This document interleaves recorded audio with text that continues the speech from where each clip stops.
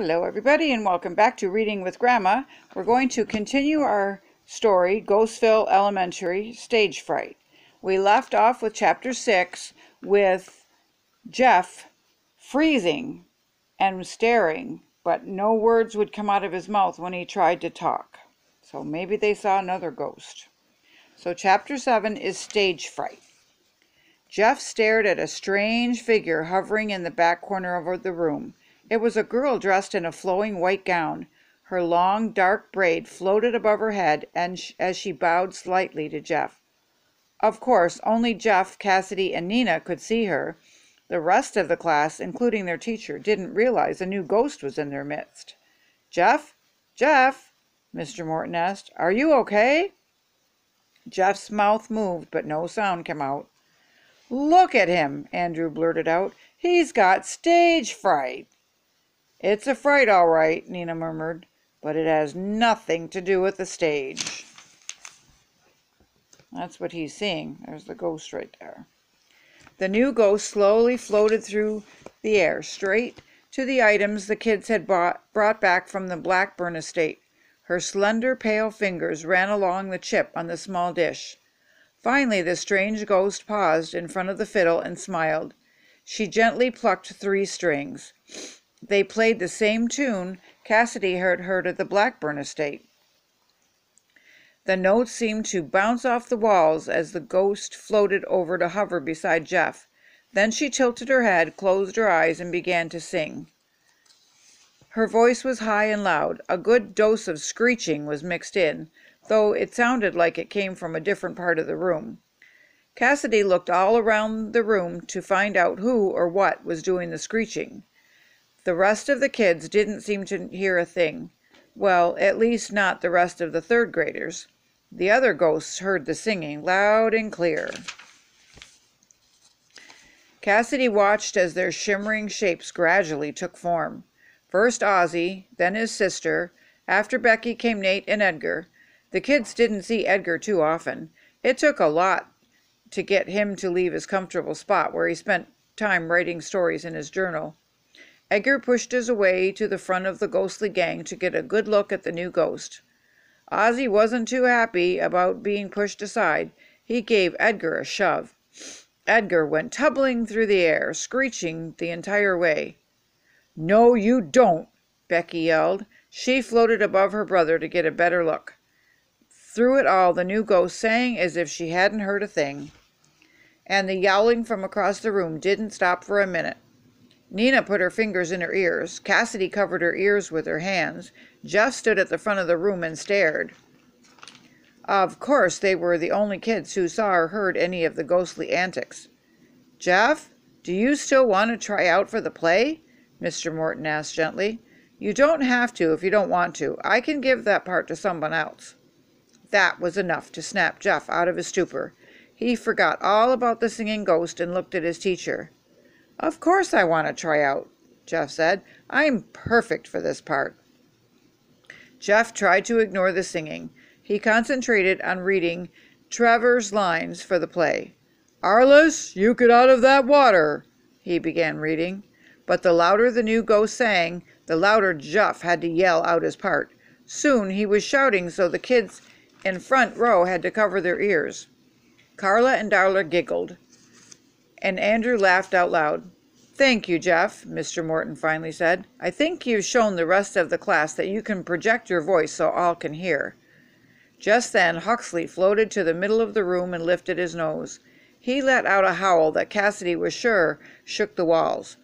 It was so loud, in fact, that it broke the ghost sound barrier. Mr. Morton stopped dead in his tracks. Carla and Darla screamed. Cassidy and Nina fell to the ground and hid under their desk. Mr. Morton wiped chalk dust from his glasses until he had 2 clear circles to see through. "What was that?" Mr. Morton gasped. The room had suddenly grown quiet, very quiet. Cassidy, Nina, and Jeff looked around. Jeff saw a tiny shadow huddled on top of the bookshelves. "Oh no," Jeff muttered. "It can't be." Chapter 8, Ghost Invasion. The shadow on the bookshelf uncurled and stretched. Then it leaped from the shelf to the top of a desk. The shadow shimmered and glimmered as slowly took shape until it became a black cat with big yellow eyes. It looked up at Jeff, arched its back, and hissed. Huxley barked. It followed the cat as it made its way around the room, jumping from a shelf to a desk to a chair and back to a shelf again. Finally, the shadow came to a stop on the shelf that held the tiny chipped plate. "Is that what I think it is?" Nina whispered to Cassidy as Mr. Morton clapped his hands to get the rest of the class's attention. Cassidy nodded. "It's a ghost cat," she said, "and our resident dog doesn't like it one bit." Jeff made his way back to his seat. He paused long enough to lean over Cassidy's desk. "Did you see that?" he asked. Cassidy nodded again. "That ghost ruined my audition," he said. "We have more to worry about than your part in the play," Cassidy said. Nina and Jeff looked to the front of the room where Cassidy pointed. The new ghost was perched on top of the shelf, the black cat nestled in her lap. "Where did they come from?" Nina whispered. "Maybe the girl came in with the fiddle and the cat came in with the dish," Cassidy said. The kids had learned from bad experience that ghosts had to stay with their belongings. Along with the fiddle and the dish, we brought ghosts. "More ghosts?" Nina asked. "What if Ozzy and his ghostly gang don't like them?" "I don't think we have to worry about that," Jeff said. He was right. Ozzy and Becky were huddled by the new ghost. In fact, all the ghosts were clustered nearby to meet her. "My name is Calliope," the kids heard her tell the other ghosts, "and this is Kokomo. I've had no one to sing to but my kitty cat for ever so long." "Now you can sing to us," Ozzy said. Cassidy couldn't believe her ears. Neither could Jeff. "Don't tell me Ozzy likes Calliope," she said. "I mean, really likes her." "It does seem as though Ozzy is, well, in like with the new ghost," Nina said. "More, more, more," Ozzy chanted each time Calliope stopped singing. Kokomo, however, did not like Calliope's song. She yowled at the sound. "If I were that cat, I would be going Looney Tunes too," Jeff said. "Nobody, not even a ghost, should have to listen to music like that for all eternity." Calliope didn't seem to think anything was wrong with her singing. Neither did Ozzy. Ozzy sat with his chin in his hands and watched Calliope sing one song after another. The louder Calliope sang, the more Kokomo hissed and ran. The more Kokomo ran, the more Huxley chased her. When Mr. Morton turned to write math homework problems on the board, Kokomo dashed across his desk, sending papers fluttering to the floor. Mr. Morton looked at Andrew. "I didn't do it," Andrew said. When the class was planting seeds in milk cartons for the science experiment, Huxley chased Kokomo under the table. "Ah!" Carla screamed. "Ah!" Darla screamed. They both jumped up, knocking dirt and seeds on the floor. Carla pointed beneath the table. "Something is under there," she said. "Something big," Darla added. But when Mr. Morton peered under the table, he didn't see anything except a pile of soil. The girls hurried to sweep up the mess, but they weren't very happy about it. The entire time, Calliope sang and sang.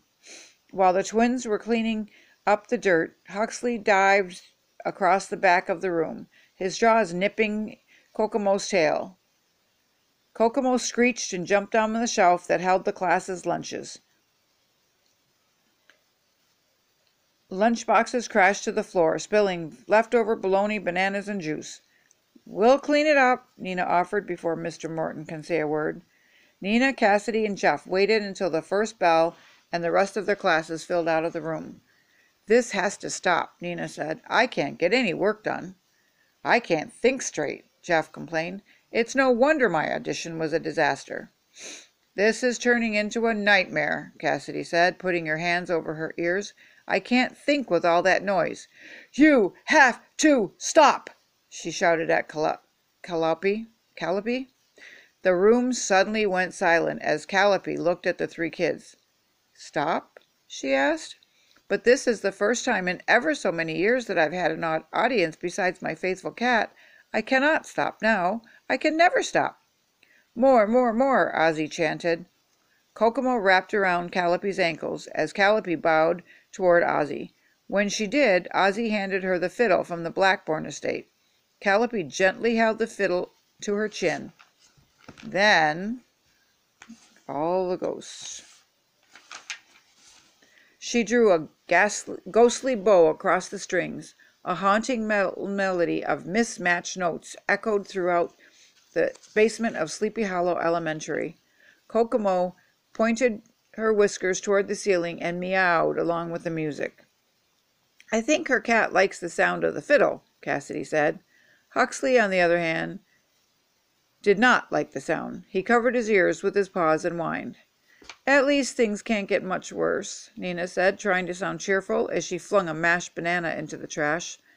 But Nina was wrong, very wrong, because just then Edgar jumped up so high his head got stuck in the ceiling. "I have an idea," he hollered. "A wonderful, brilliant idea." Now we will take up Chapter 9 on our next week and find out what his brilliant idea is. So far, I hope you're enjoying Ghostville Elementary.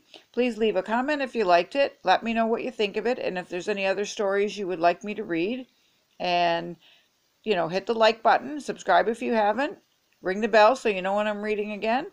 Everybody stay safe and have a great day. Bye for now.